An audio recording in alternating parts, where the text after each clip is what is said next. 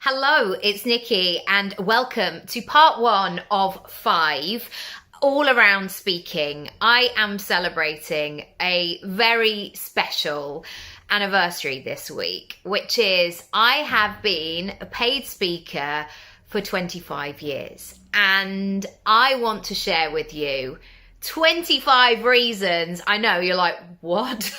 I mean, we might get to point number 19 and you're like, whoa, this is a lot. But my aim is that they're going to be snippy snappy ones that you can take and go, right, all right, how do I apply this to my business? What do I need to do? How could this work for me?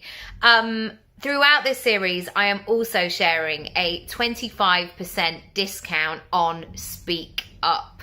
You're going to find me very reflective today. I want to talk about Speak Up today because it is just over 4 years since I launched this program. And so many people have taken it. Not as in millions, although millions, of course, are welcome to come in. I mean from so many different types of industries, from founders to creators to chefs to photographers to yoga instructors to inventors to writers to CEOs. So many different types of people.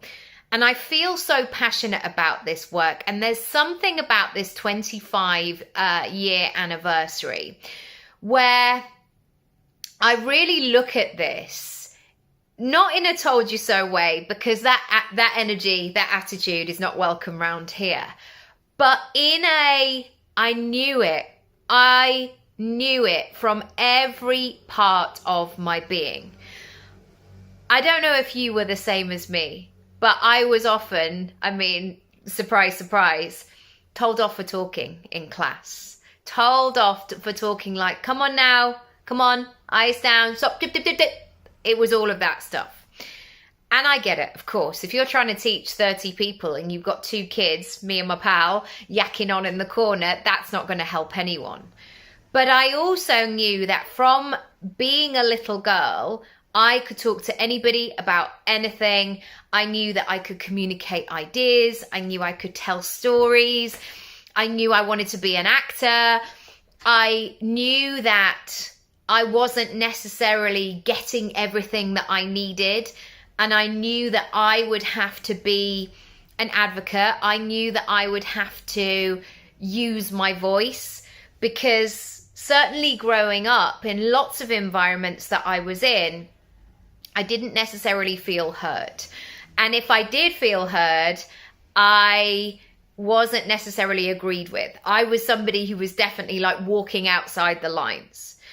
And so it gives me great pleasure, with no smugness at all, but great pleasure 25 years later, that I can say to myself, yes, you knew, you did it, and here you are 25 years later. So now my catch phrase, and maybe I'll get it made into some kind of Etsy shop at some point, but I used to get told off for talking, and now I get paid to speak. And I want to encourage you to really think about where your business is going next in terms of your communication, in terms of your visibility. And I'm going to share with you the first 5 of 25 today as to why I think that is a brilliant idea. Number 1, if you get your speaking right, if you communicate well, it works across every part of your business. It joins everything together. And so often there are parts of our lives and our business which are compartmentalized. Whereas if you are a personal brand, if you are the one with a portfolio career and you are in the center of it, everything has to make sense. And so you will have heard me talking about this so often, but in Speak Up, as part of the homework, you actually have to do it. You actually have to speak up about it. You have to actually go live. And I think at this point, there are so many of us out there, myself included, and I have to check myself all the time. We're being so vanilla. We're not saying what we need to say. We're trying to appeal to everybody. And it comes, I'm sure, from that very good place of like, I just want to help everybody. You're not going to help everybody because not everybody's going to like you. There. I said it. There will be some people who might like me as a person, but they have zero interest in ever purchasing from me. Because they're like, I mean, they've even said it to my face.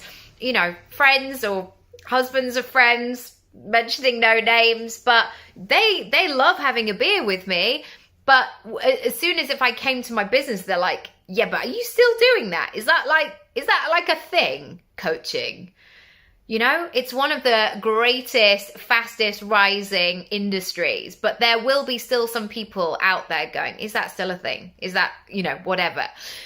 So we have to stand in our integrity. We have to stand in our personal power. We have to be in integrity across every part of your business. So if you're feeling like some parts of your business are a bit stale, they're maybe a bit staged, maybe they're a bit stuck, speaking about them will really reveal all of the stuff that's going on underneath. Number 2, yes, there will be some people who are naturally extroverted, naturally confident, naturally loud and love to be the loudest person in the room. No problem. Those people can go and live their lives and all the rest of it. But aside from that natural ability, I believe personally, there are so many things that you can learn and improve upon. And it's almost like if you were transforming your body. If you work the same muscles every single day, they're going to grow, they're going to change shape. And that is the same thing with speaking. It's a muscle that if you work it, it will work for you again and again. It will get stronger. It will become more refined. It will become, it won't let you down. It will be there for you whenever you need it. And so if you allow your head, and maybe as I'm saying this, you're like, yeah, well, it's all right for her. She went to bloody drama school, or, you know, well, I mean, it's different for me. Yes, I'm sure it is different for you. But are you taking yourself out of the game of growing your business because you're letting an old story of, it's not my natural thing. I never know what to say. The information, the knowledge, the support is there for you. Are you going to take it? Here we go. Number 3, connection. We need it. We need it so much. I need it as a client and as a customer and as a mum and a parent and a participant and a community member, as a daughter, as a sister, as an auntie. Like I am looking and seeking that connection. And even the other day, my daughter's she's just had a bit of a week, essentially. She's very tired. And when she's very tired, she's very emotional. And I said to my partner, it's as though she just needs to go back to basics, like skin to skin. And maybe skin to skin is not the one for her because she's 4 and she's like, let me just put the telly on. Great. But it was that sense of coming back to safety, reassurance, eye contact, quiet time. And it's the same with your business. Everything can be automated if we want it to be. We can choose to be in a world where we don't interact with people. We can choose to get things on automation, or we just get a notification about something. We can leave instructions for our postie or delivery person just to leave by the front door so we don't even have to have a conversation. We can order our shopping online.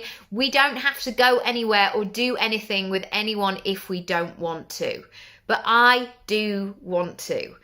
And I have felt that power of being in connection with people. Remember the Me Too movement? The phrase absolutely says it all. That sense of camaraderie, that sense of coming together, a shared purpose, an understanding. And when you speak up about things, you have that potential to be that person for other people. And you can interpret whatever that solution is for you. You know, you can help people feel less alone. You can help people be inspired. You can give them information that maybe they've been looking for years. You can build that connection where they think, well, if she can do it, maybe I can do it. You will have your own version.